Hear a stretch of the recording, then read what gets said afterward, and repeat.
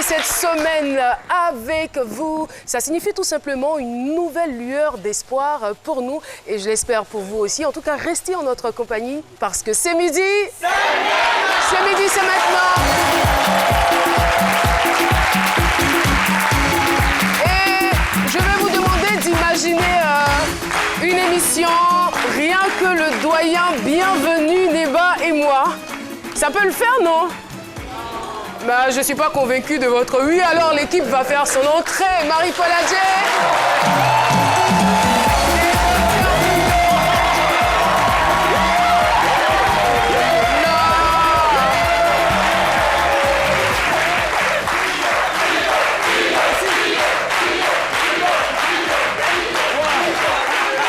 Êtes-vous sérieux là? Ça fait plaisir, non, il faut... Est-ce que c'était prévu ça? C'était prévu dans le scénario? C'était pas du tout prévu parce que, en fait, je me suis dit que c'est un lundi. Le lundi est tellement lourd. Il faut la faire tourner pour alléger son lundi. En fait. Elle était très lourde de l'autre côté. Vous n'avez pas peur de tomber?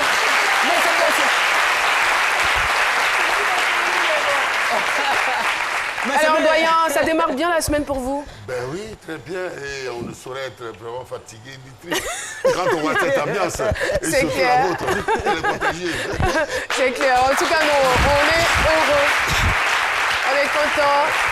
Et voilà, c'est une nouvelle semaine, comme je disais. On peut s'attendre à tout ce qu'il y a, tout ce que cette semaine pourrait comporter comme belle surprise, comme sourire, comme bonne bouffe, etc., etc. Aujourd'hui, la mode... Dans la chronique Mode et beauté, on va parler d'une femme très inspirante, Liliane Estevenard, qui a une histoire incroyable et qui aujourd'hui a réussi à se positionner dans l'univers concurrentiel de la mode. Donc ce sera très, très intéressant. Et vous avez parlé d'inspiration. Effectivement, nous recevrons aussi sur ce plateau un témoignage des plus décoiffants, j'ai envie de dire. J'ai les yeux au bout des doigts. Attendez de savoir de quoi s'agit-il. Zopo Marie-Françoise est notre invitée témoin. Dans quelques instants, elle nous rejoindra donc sur ce plateau. Mais avant, voici son portrait. Notre invitée du jour se nomme Zopo Marie-Françoise. Elle est âgée de 40 ans et mère de 2 enfants.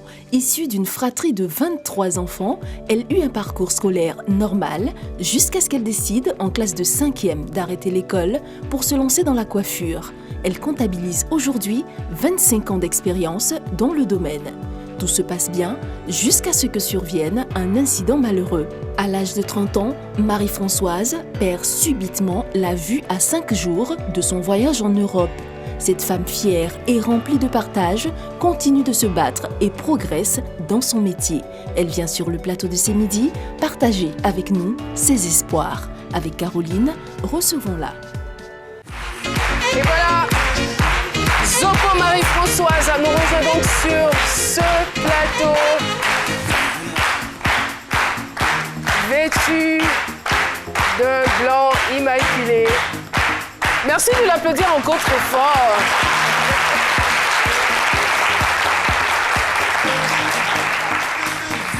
Marie-Françoise, bonjour.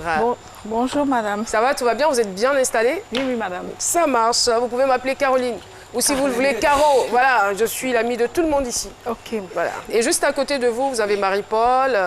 À ma droite, le doyen bienvenu Neba. Et puis Philo. Je suis sûre que vous connaissez Docteur Philo. Waouh. Sûre et certaine. C'est l'idole de mon fils. Ah ah, je savais qu'il y avait quelque chose. Il a quel âge? Il a 6 ans. Oh, il est mignon en plus. Oh là! Il est mignon.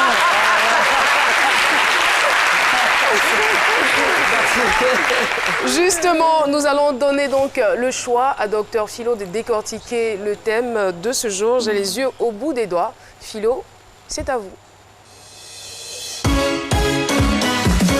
C'est mon avis, avec Docteur Philo. Merci beaucoup, merci.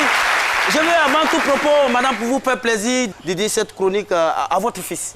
Voilà, il m'aime bien. Comment s'appelle-t-il? Il s'appelle comment? Il s'appelle Christ Emmanuel.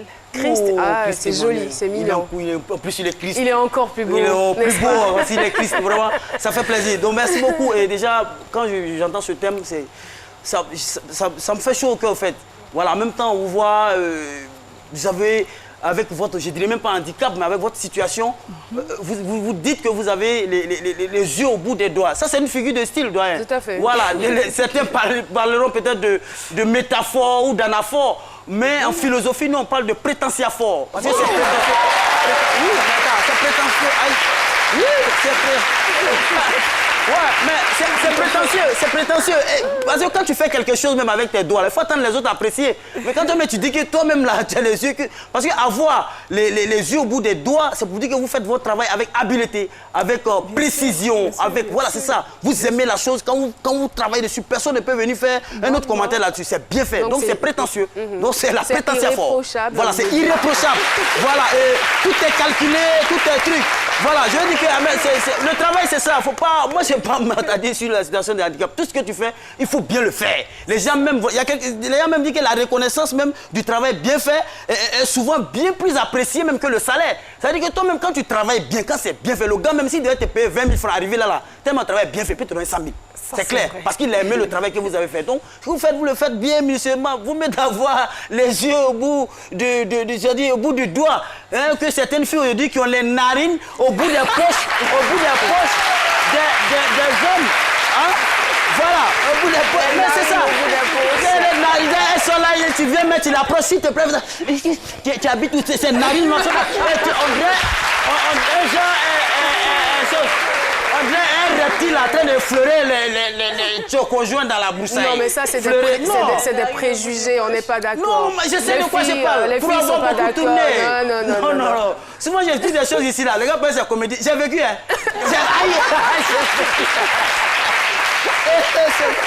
Moi, j'ai dit, j'ai dit que le travail, surtout quand le travail est bien fait, il y a la dignité qui est là. Moi, j'ai dit, le travail garantit la dignité de l'être humain. Quand vous travaillez, vous êtes fiers. C'est-à-dire, c'est vos doigts qui avez... C'est-à-dire, même quand quelqu'un... C'est-à-dire, il n'y a rien de tel quand tu rentres à la maison. Quand tu vas travailler, puis tu gagnes ton argent, c'est-à-dire avec tout ce que tu as fait avec tes doigts, quand l'enfant dit papa, tu es fier. C'est ça. Tu es content quand il vient, tu le soulèves comme ça. Il est apporter le yaourt et tu es content. Mais c'est tout. Oui, c'est une fierté. Mais tu es là, tu t'en vas, au repéro autour des gens, tu prends la haine à peau des gens. Toi-même là, tu sais que ce que tu as fait, c'est pas ta propre. C'est-à-dire, c'est pas avec dignité que tu as eu. Quand tu arrives, quand la femme même dit papa, tu fais ça. Oh, c'est bon, assieds-toi là, on va te nourrir, tu vas quitter là. Donc franchement, moi je voudrais vous féliciter et dire que continuez dans ce sens-là. Et puis quand ça va servir de leçon aux autres. Ceux qui sont peut-être dans la même situation que vous. Ça c'est clair. Merci beaucoup, Docteur Philo. Et nous allons à présent donner le pouvoir, que dis-je, donner l'antenne à Pater Nassimian pour le micro-trottoir. A tout de suite. Le micro-trottoir avec Chris Pater Nassimian. Salut Caroline, excellent début de semaine à tous et à toutes. Dans le cadre de ce micro-trottoir de ce midi, je vous emmène ici, à Yopougon, à Naneret. Et la question de ce midi est la suivante. Seriez-vous capable de vous faire coiffer par un non-voyant? Je vous propose quelques réactions dans cet élément. C'est de là, si c'est quelque chose qu'il a reçu de la part de Dieu, il peut me faire coiffer avec la coiffure, avec les mains, sans même voir clair. Et la coiffure peut être intéressante. Oui, je peux accepter. Pourvu que, en tout cas, il se cherche. Il y a certaines personnes même qui ont les 10 doigts qui n'arrivent même pas à faire quoi que ce soit. Si un non-voyant arrive à coiffer très bien, je peux m'accepter parce qu'un homme même peut me coiffer. Et de nos jours, la plupart des hommes, ce sont eux-mêmes qui coiffent les femmes. Et les femmes même adorent ça. Même les faux cils, les faux ongles, les hommes font. Quelqu'un qui ne voit pas, comment tu peux t'asseoir devant il n'arrête de coiffer? Non, il n'est pas prêt pour ma tête. Non, pas possible. Quelqu'un qui ne voit pas clair, comment il pourra coiffer quelqu'un? Bon, non, c'est pas possible. Je ne suis pas capable de faire un tel truc parce que quelqu'un qui ne voit pas clair, là, non, je ne sais pas en tout cas. Je ne sais pas comment il va faire pour coiffer quelqu'un. C'est celui-là qui a très coiffé quelqu'un, je le vois, qu'il a coiffé sur quelqu'un et puis c'est bon, je peux me donner ma tête pour qu'il puisse coiffer. Mais s'il n'est pas connu dans mes yeux, je ne peux pas le faire. Non, je ne peux pas. C'est pas que je n'ai pas confiance, mais un peu de peur quand même. C'est pas qu'il n'a pas confiance, mais merci beaucoup, Pater. On se retrouve donc avec notre invitée Zopo Marie-Françoise. J'ai les yeux au bout des doigts, donc thème retenu pour ce numéro de ce midi. Je rappelle que vous êtes coiffeuse, c'est bien cela. Oui, Carole. Et malheureusement non-voyante. par la force des choses. Mais bon, le plus important, c'est de recevoir le témoignage pour lequel vous êtes sur ce plateau et ce que vous faites malgré ce handicap.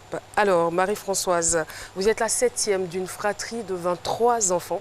Donc vous êtes issue d'un foyer polygame. Tout à l'heure, j'ai entendu dans le public. Alors, 23 enfants dans une famille. Est-ce que vous pouvez nous décrire un peu l'ambiance qui y a régné? Comment vous avez vécu votre enfance, votre adolescence? Il faut dire que j'ai passé très bien mon enfance parce que j'étais très choyée par mon père et ma mère adoptive. Malgré le grand nombre d'enfants? Oui. D'accord. Parce que je suis la photocopie de mon père. Ah, d'accord. Donc, franchement, je n'ai pas eu de problème à mon enfance.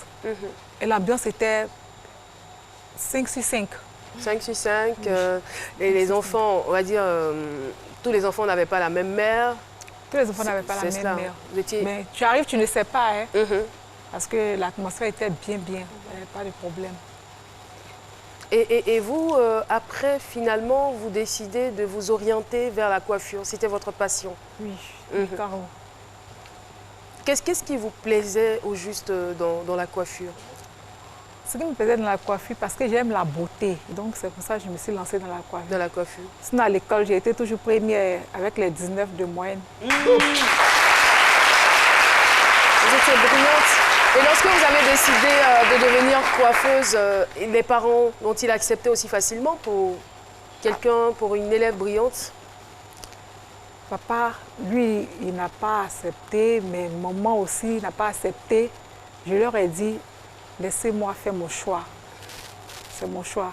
Pour finir, c'est l'argent, les 500 000, vous voyez, on travaille, on étudie pour avoir de l'argent.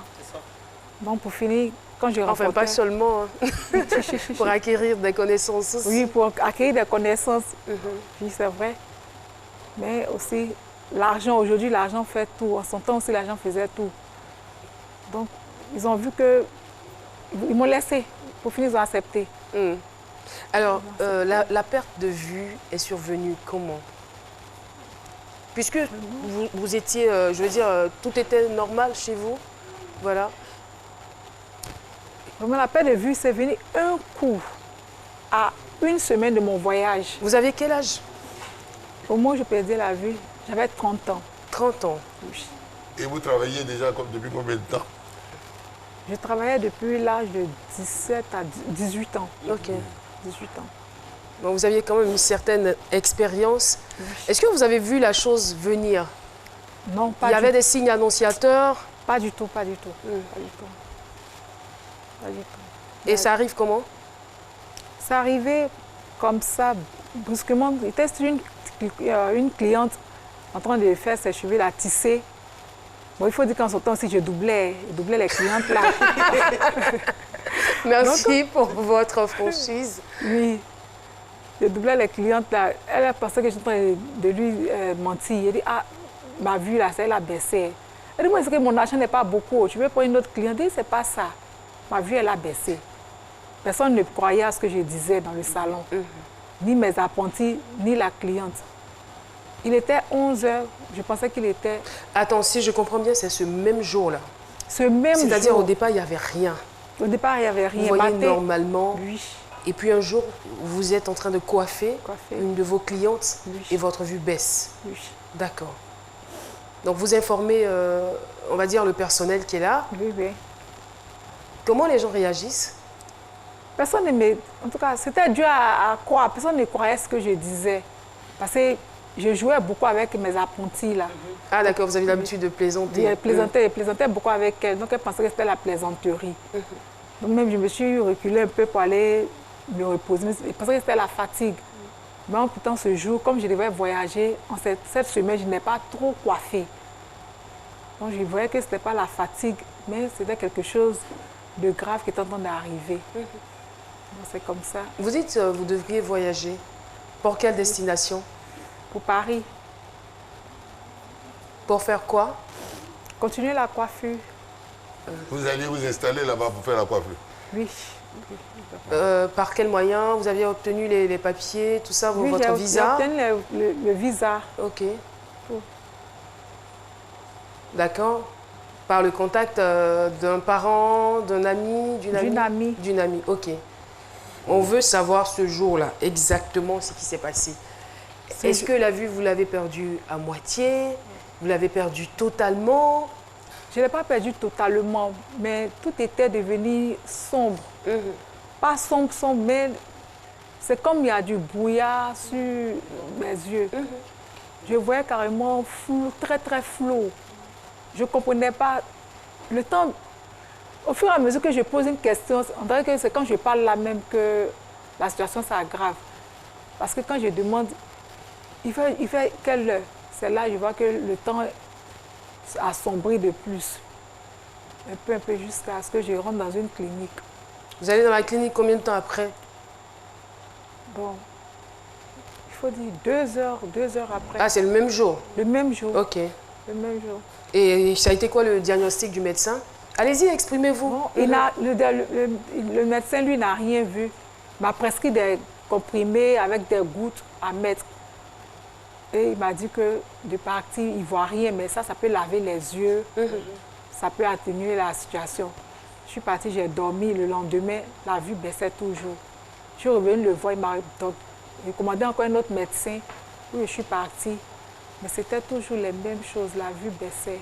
La vue baissait. Et quel nom ils ont donné à cette dégradaison de la vue là? Après, je crois, 3 ans, on me dit que c'est une cataracte avancée.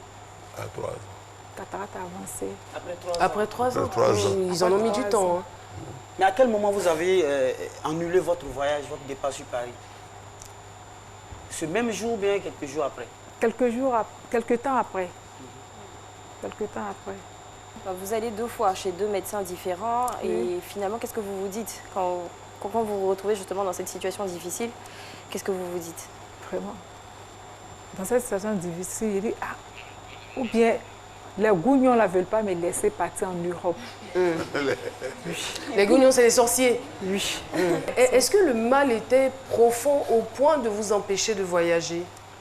Oui, c'était profond. Je veux dire, au bout de 6 jours, au bout du jour, jusqu'au jour du voyage, est-ce que la vue avait totalement disparu?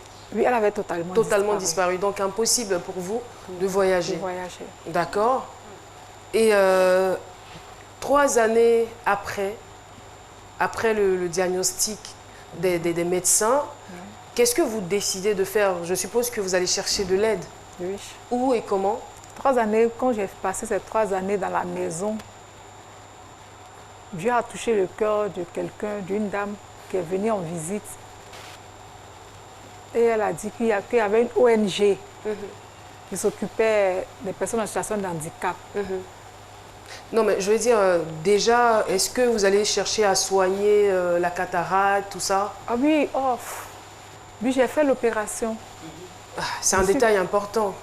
Oui, c'est vrai, c'est vrai. Je me suis fait opérer parce qu'il faut dire que l'argent, je n'avais plus rien sur moi. Quand je suis partie voir un médecin, il a dit qu'il pouvait faire quelque chose. Heureuse, mais il n'avait plus de moyens. C'est pour ça que j'ai contacté mes amis qui sont en Europe. Séance tenante, ils m'ont envoyé de l'argent. Donc le médecin, il a fini tout. Quand on a donné l'argent, le jour maintenant de l'opération, il m'a dit c'est pas un miracle que je vais recouvrir la vue. Il dit, où tu as fini de prendre l'argent, tu dis pas un miracle. D'accord, comme Jésus est Dieu là, on va voir ce que ça va donner. Donc il a fait. Les autres ont reçu des témoignages, mais moi pas. Quand vous dites les autres ont reçu les témoignages, ce sont des personnes qui se sont faites aussi opérer comme vous. Oui, voilà. Et c'était quoi les retours? Qu'est-ce que vous entendiez de ces personnes-là? J'entendais de ces personnes-là. Je sens la lumière, je sens la lumière. Donc j'étais toute heureuse aussi avec mon fils. Il n'est pas encore fait pour moi, mais si eux sont dans la même situation que moi, s'ils sentent la lumière, c'est que moi aussi je vais sentir la lumière. Et à mon tour, j'ai fini, je ne sens pas la lumière. Vraiment, là, c'est comme le ciel était tombé sur ma tête. J'étais en pleurs jusqu'à ce que je quitte la clinique. Et pendant votre parcours, en fait, chez les médecins, personne ne vous a parlé d'une maladie comme le glaucome? Bon, ils n'ont pas parlé. On dit c'est pas ce que j'entends, ce qu'on disait. J'entendais comme ça que c'est pas glaucome, c'est pas la myopie, c'est pas même la cataracte. Comme on avait dit que c'était pas la cataracte. Mais c'est quand je partais dans les camps de prière, je commençais à prier, et puis bon. Le dernier médecin, lui, il a révélé la cataracte. Mais lui m'avait dit comme ça que c'était une cataracte avancée. Et en ce qui concerne la cataracte, voilà, selon nos recherches, la cataracte est l'opacification partielle ou totale du cristallin, lentille convergente située à l'intérieur de l'œil.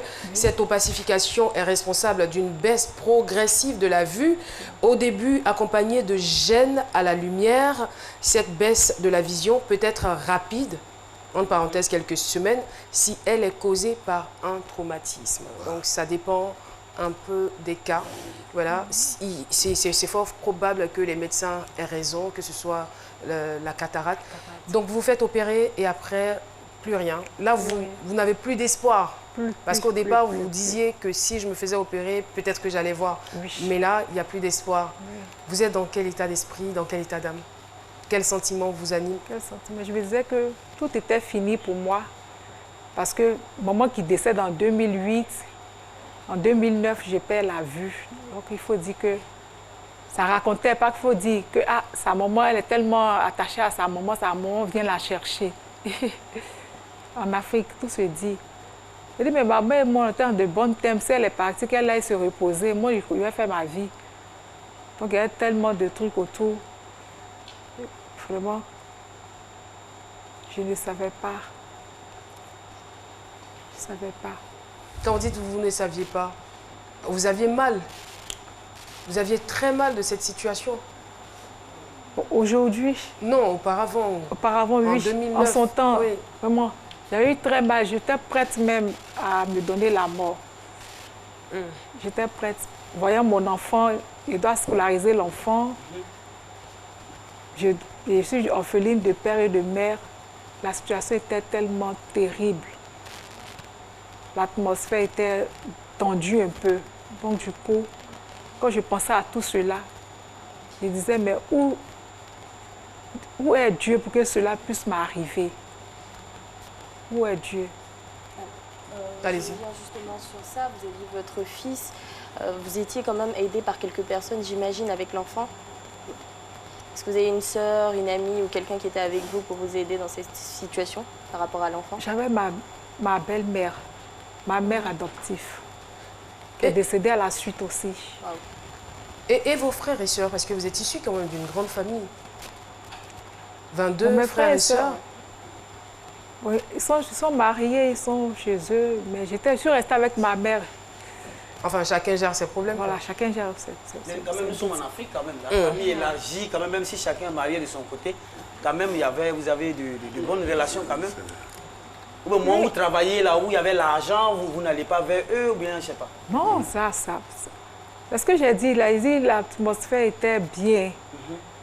L'atmosphère était bien. Et puis, bon, ça me donnait des coups de main, mais je suis quelqu'un, je veux vivre aux dépens de moi-même. Donc, cela me fatiguait. Et puis, je pense aussi que ça, c'est un handicap assez prolongé. Même si la famille vient vous aider, du fait que c'est long, les gens peuvent pas être là tous les jours. Alors, vous êtes désespéré, avec une forte envie de mourir. Comment vous vous relevez? Comment je me relève? Qu'est-ce qui vous redonne de la force pour repartir? Ce qui m'a donné la force de repartir, quand j'ai vu mon fils qui me dit, maman, j'ai envie de dire stop, juste pour qu'on ait un peu de suspense. Voilà, c'est pas encore terminé. L'échange, c'est dans quelques instants après la pub.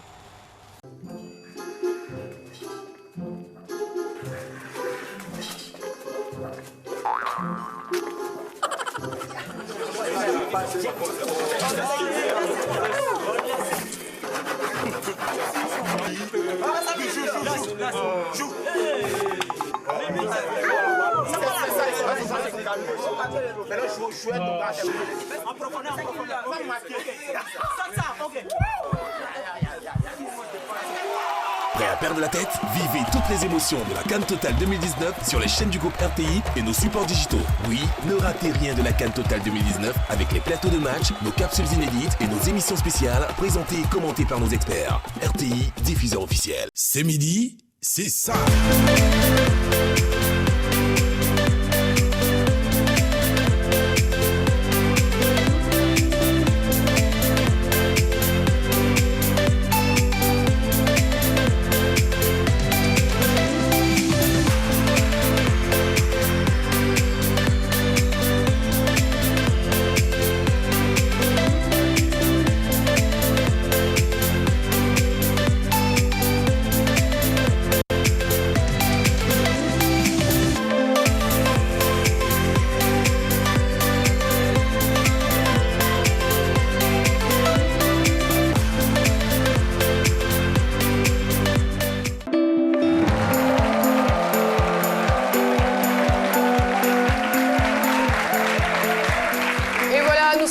Sur le plateau de C'est midi avec notre invitée Zopo Marie-Françoise. Zopo Marie-Françoise qui a 30 ans a été sanctionnée, je dirais, a été frappée par une cataracte et elle est à la base coiffeuse.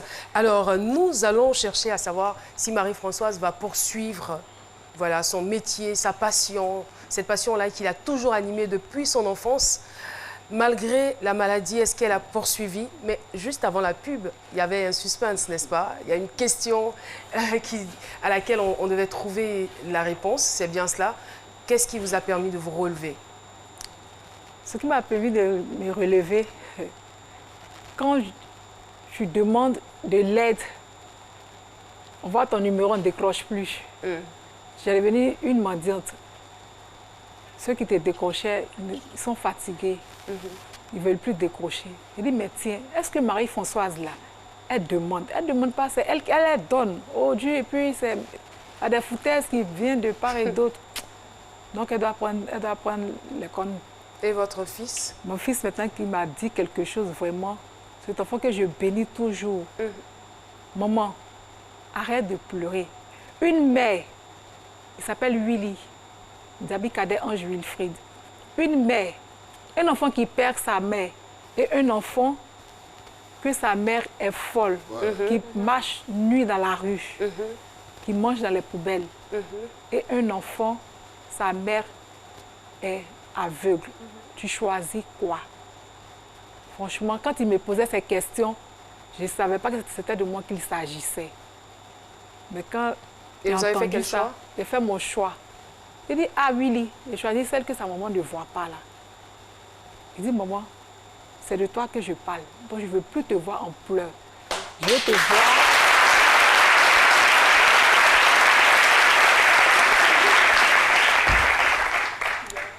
Je veux te voir toute rayonnante, battante comme je t'ai connue. Je veux te voir le sourire aux lèvres. Fitini a chanté ton nom. Franco, tu as les belles yeux. Les yeux tes yeux sont partis. Mais j'ai toujours belle, maman. Arrête tout ça là. Franchement, quand il m'a dit ça, mes larmes ont séché. Il avait quel âge? Il avait 9 ans. Wow. Pour un enfant de 9 ans, il a été très inspiré, j'ai envie de dire. Il avait 9 ans. Et à partir de cet instant, vous êtes remise au travail? Je me suis remise au travail. Et je faisais des courses et demandais où je peux avoir. Parce que je suis partie à l'institut, là, j'étais déjà avancée. Je ne pouvais pas me prendre à l'institut. Donc, c'est comme ça que j'ai rencontré une ONG du nom de la Fraîche Rosée. Eux nous donnent d'apprendre à se déplacer seul parce qu'il faut toujours être guidé par quelqu'un. Ça nous fatigue, les handicapés. Et aussi à apprendre le braille, nos écritures, là. À apprendre à lire la Bible et tout, et l'informatique. Donc, c'est comme ça, je suis partie, j'ai fait la formation. Et ensuite, j'ai entendu encore parler d'une autre ONG, une association du nom de la Canne Blanche. Je suis partie, j'ai proposé ce que je sais faire. Donc, c'est comme ça, j'ai été retenue. Ils m'ont fait un financement. Puis, j'ai commencé à travailler, un peu de perruque, commencé à travailler, payer mes produits. Je faisais des coiffures maintenant à domicile, me déplaçais un peu. Puis Dieu a fait grâce. Et quelles sont les coiffures que vous arrivez à réaliser? Bon, il faut dire que je fais le nappy, je fais le défrisage, le tissage, les tresses. Défrisage? Oui. Tissage. Dans vos débuts, quand vous avez recommencé la coiffure, vous n'avez pas brûlé une dame ou bien trop serré les cheveux? Il n'y a pas eu un petit problème comme ça? Non. Tout de suite, quand vous avez commencé, c'est parti. C'est ma passion. Donc, je le faisais avec passion et amour. C'est vrai que c'est votre passion, mais les données ont quand même changé. Les données ont changé puisque là... Non, mais là, le moral était là. Le moral était déjà haut. Donc, il n'y avait pas de problème à ce niveau.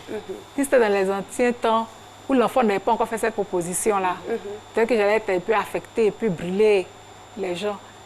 Avec les conseils de l'enfant. Et quand je suis partie, vraiment, j'ai touché. En tout cas, maintenant, là, il ne sait pas.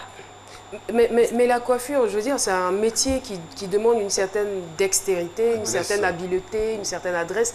Comment vous arrivez? Est-ce que vous vous faites aider pour pouvoir tracer tout ça? Il faut dire que moi-même, de nature, j'aimais travailler seule. Quand j'ai commencé, je le faisais seule. Mais aujourd'hui, il y a des coiffures un peu compliquées, donc j'ai besoin d'aide.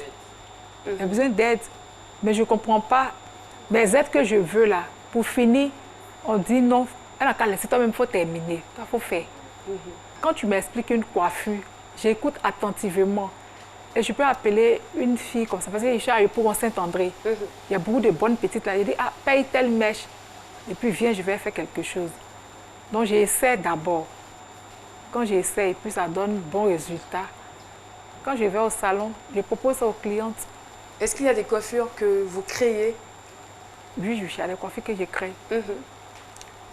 Avant, je dessinais pour faire, mais maintenant, c'est quand je dors, dans mes songes, que les coiffures me viennent dans les songes.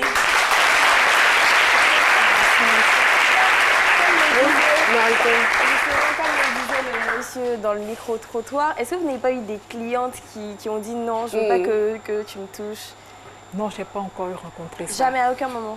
Non. Tout de suite, elles acceptent. Mais comment vous fixez les prix? Comment vous fixez les prix? Quand une cliente vient, comment vous savez? Ou bien vous palpez la tête pour voir un peu la dimension, le nombre de mèches?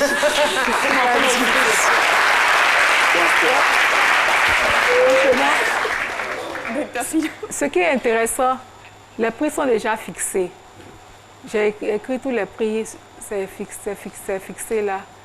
Mais quand elles finissent, comme le tissage comme ça, je le fais à 2000, 2500, 3000. Mais quand elles finissent, quand je finis là, sérieux même là, 2500 là, ça a doublé. Ça a doublé. Au lieu de 2500 là. Vous avez des bonus? Aïe, les bonus. Des jolis pourboires, c'est bien. Et quand le travail est bien fait, ça va de bouche à oreille. Hein. C'est bien cela. Mais je suis sûre qu'il y a certaines qui viennent, peut-être par curiosité. Par curiosité, ça, en tout cas, j'en ai eu beaucoup. C'est quand c'est fini, le travail est fini, que vraiment tu as tissé telle personne, tu as fait telle personne, tu as fait ça, tu as fait ça. J'étais pas sûre. J'étais pas sûre. Ah donc tu es Thomas. Merci. Alors, vous voulez connaître ce que pensent nos téléspectateurs? C'est bien évidemment avec Paulus Agathon. Paulus pour vous. Vos réactions nous intéressent avec Paulus Agathon.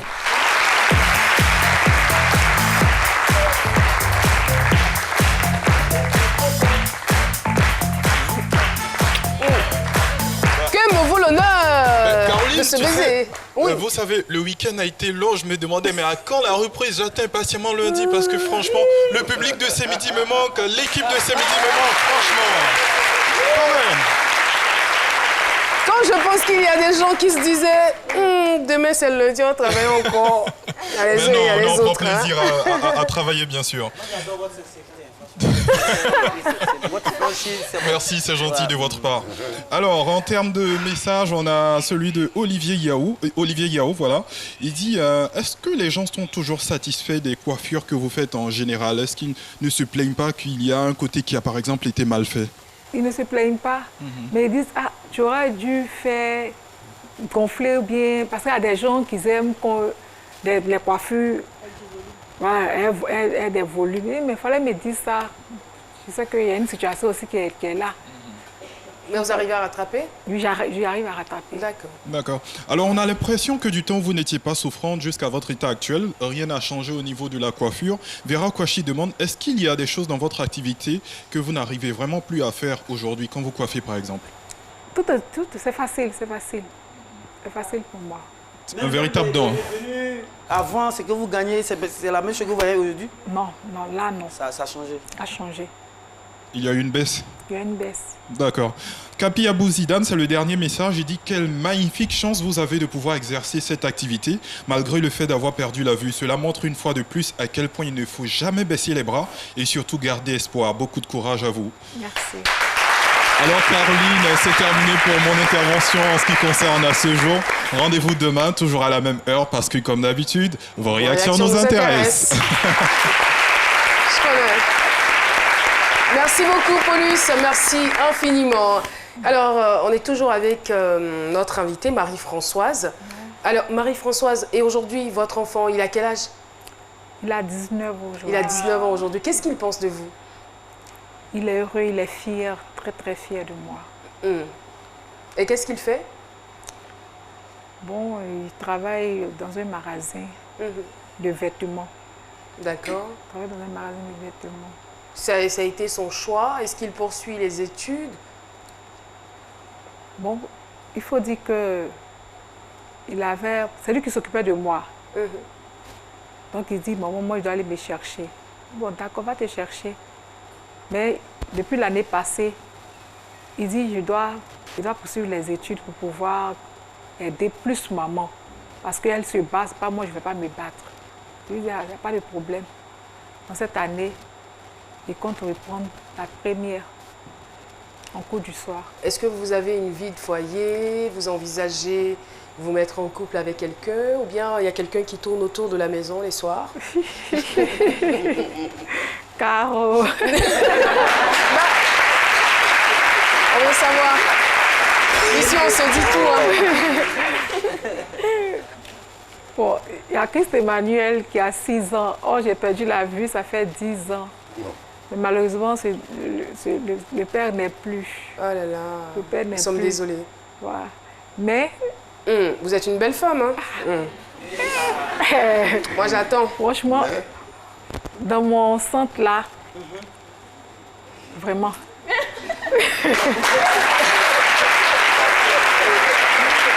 Vraiment. André, c'est maintenant j'ai 15 ans. André, c'est maintenant j'ai 15 ans. Mais je regarde. C'est qu'il y a quelqu'un dans le secret qui ne s'est pas encore prononcé. Moi, si je le regarde... Mais vous sentez, vous le voyez venir? Je le vois venir. Parce qu'il a mes petits soins. Mes parents spirituels le voient venir. En tout cas, nous tous, on le voit venir. On l'attend, je l'attends. Mais je suis sûre qu'après cette émission, il va se dévoiler. Voilà. Il va déclarer sa flamme, c'est sûr. Oui, Dieu a fait grâce, il a été retenu à autre chose comme un. Non, ne dites pas tout, sinon il sera trop content. Non, il faut qu'il entende, Caroline. C'est vrai? Oui, il ou bien vous-même, vous êtes tout intéressé façon... Bon, d'accord, je ne dirai pas tout. C'est contagieux.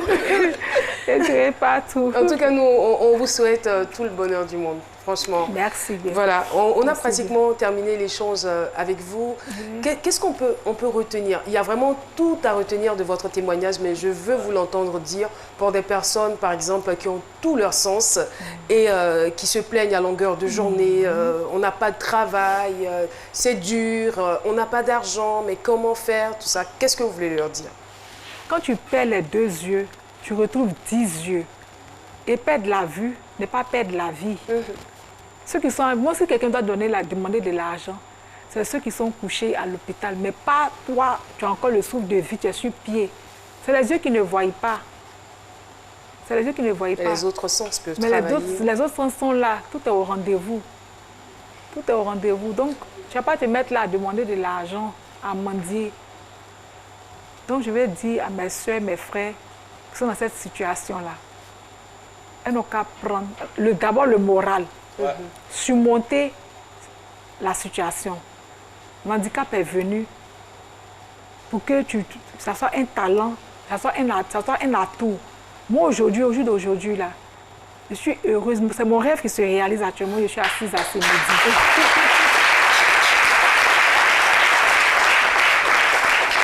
Je veux dire que vous avez eu la chance d'avoir un fils quand même très intelligent, à 9 ans, qui a boosté quand même votre, je ne sais pas si vous dites votre orgueil, tout ça et autres, mais et ces personnes qui n'ont pas cette chance-là d'avoir ces enfants, comme Willy, près d'eux. Comme Willy, ouais. Je vais laisser un mot pour eux. Je vais leur dire, je vais leur parler. Je vais dire que Dieu, il n'abandonne personne. Quand Dieu, il te met dans une situation, quand une porte est fermée, une petite porte est fermée, une très grande porte s'ouvre. Quand je voyais même...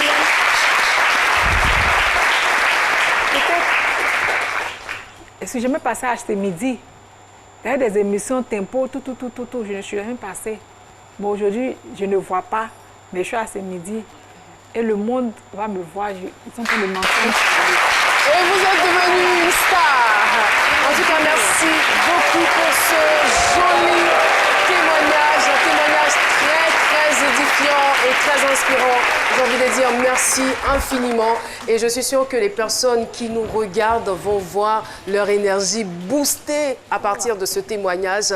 On va essayer de faire un peu plus, on va se surpasser parce que on a eu la grâce d'avoir tous nos sens, donc il faut aller encore plus loin.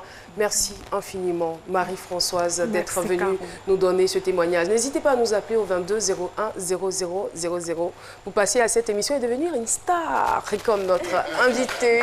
Voilà, c'est donc la fin de ce témoignage. Nous partons pour une autre coupure pub et on retrouve Marie-Paul Adjé pour ses mots des beautés.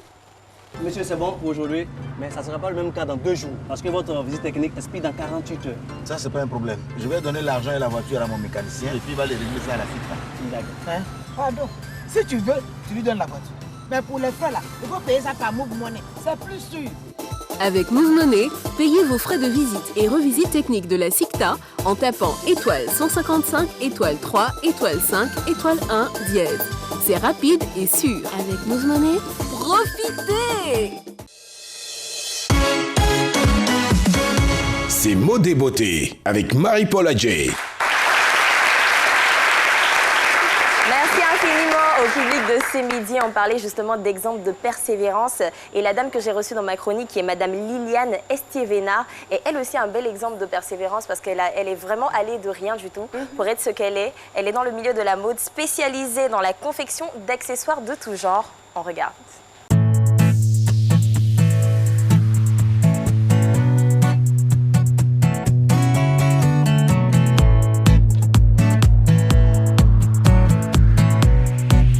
Bonjour à tous nos amoureux de mode. Aujourd'hui, je suis en présence de Madame Liliane Estiévenard, créatrice de la marque LE Création. Madame Liliane, bonjour. Bonjour. Alors, nous sommes tous en admiration devant ce que vous faites, mais on veut savoir quelle est la petite histoire derrière LE Création. LE Création, c'est un rêve que je réalise. À la base, moi, je suis couturière. Mais on va dire il y a 25 ans, j'avais un atelier de couture. Mais ça ne fonctionnait pas très bien parce que je ne connaissais pas grand monde. Donc quand on m'a proposé d'aller travailler en entreprise, je suis allée et il y a 5 ans, je commençais à me lasser, on va dire, de ce que je faisais toujours. C'était la même chose et tout. Je me suis dit, mais qu'est-ce que je pourrais bien faire justement pour retrouver cette envie-là de travailler? Je me suis dit, ah, pourquoi ne pas revenir à ce que je sais faire? Et c'est comme ça que j'ai lancé ma marque LE Création, qui est une marque qui fait des sacs et des vêtements. Ce que vous faites est magnifique et est rare. Merci beaucoup. C'est vrai que c'est une touche... Parlons justement de ces sacs. Oui. Comment se fait la production? Est-ce que vous le faites à la main? Est-ce que vous avez une équipe qui travaille avec vous? À la base, moi je fais tout ce qui est coupe. D'accord. Je découpe le sac. Et après, j'ai des tailleurs qui font le montage. J'ai toute une équipe derrière qui m'aide à faire le montage. Et ça, c'est bien c'est des sacs de cacao. C'est plutôt la toile de jute. C'est ce qu'on utilise pour faire les sacs de cacao. Wow. Voilà, donc ceux-là, par exemple, c'est de la toile neuve que j'achète, que je fais imprimer. Maintenant, j'ai des sacs où c'est carrément le sac de cacao que j'utilise. Donc, je recycle le sac de cacao et donc je le fais en sac à dos, en sac de voyage. Et ceux-là, c'est pas mal, ils plaisent beaucoup. Ils plaisent beaucoup. Oui. Alors, moi, je trouve ça très original parce qu'à quel moment est-ce qu'on se dit je vais utiliser des sacs de cacao ou de la toile de jute pour faire des sacs? Écoutez, dans l'entreprise où je travaillais, le client, on avait un client qui est fabricant de cette toile-là. Okay. Donc un jour, il est venu nous voir et nous a dit « Ah, mais écoutez, moi j'ai cette toile-là que je fabrique pour les sacs de cacao. Est-ce que je peux avoir des goodies pour mes clients dans cette matière-là » Donc j'ai proposé « Mais pourquoi ne pas faire un sac de course dans cette matière ?» Et c'est comme ça qu'on a commencé par faire un sac cabas. Et après, je me suis dit, je peux décliner en des sacs plus chics. Et c'est comme ça que voilà, c'est parti l'idée de faire des sacs en cacao. Alors, quels sont les matériaux qu'utilise Madame Liliane justement pour ces accessoires? À la base, j'ai commencé par travailler le cuir. Donc, je fais des sacs en cuir. Ensuite, le jute, du jean. Là, en ce moment, je suis à fond dans le pagne traditionnel. Donc, j'utilise le bogolan, le pagne du Burkina, le faso d'Anfani, je ne sais pas si vous connaissez. Oui, bien sûr. Ça fait de superbes sacs. Le bogolan, j'en ai même fait en vêtements aussi. Oui. Donc, j'essaie de toucher une cible plus grande, donc j'utilise un peu de tout. Quoi. Ouais. Franchement, là, j'ai une clientèle ivoirienne qui adhère et tout, et qui aime, et ça fait plaisir. Moi, j'aime bien la petite touche avec les couleurs. Donc, on a du vert, du rose, de l'orange. Ça fait gai. C'est très, très beau. Oui, très beau, oui. En tout cas, nous, ça a été un immense plaisir d'avoir avec nous Madame Liliane. Félicitations encore pour ce que vous faites. Oui. Donc voilà, justement, elle a de magnifiques sacs de cacao, comme vous avez pu le voir dans la vidéo. C'est juste incroyable. Félicitations encore, Madame Liliane, et nous, on vous soutient dans ce que vous faites. Merci. Merci Marie-Paul et merci à notre public qu'on ne manquera pas de saluer avant la fin de cette émission. ETSA Sagidiba, où est-ce que vous êtes? Merci d'être là. Merci aussi au groupe scolaire Traillé-Bernard. Et on termine avec le fan club. C'est midi. Et voilà, le temps qui nous avait été imparti pour cette émission est échu. On a été très heureux de vous la présenter. On se retrouve demain pour un autre rendez-vous. D'ici là, regardez la RTI, première chaîne, RTI 1 tout simplement. Vous avez le journal télévisé à partir de 13h avec Juliette Oya. À demain.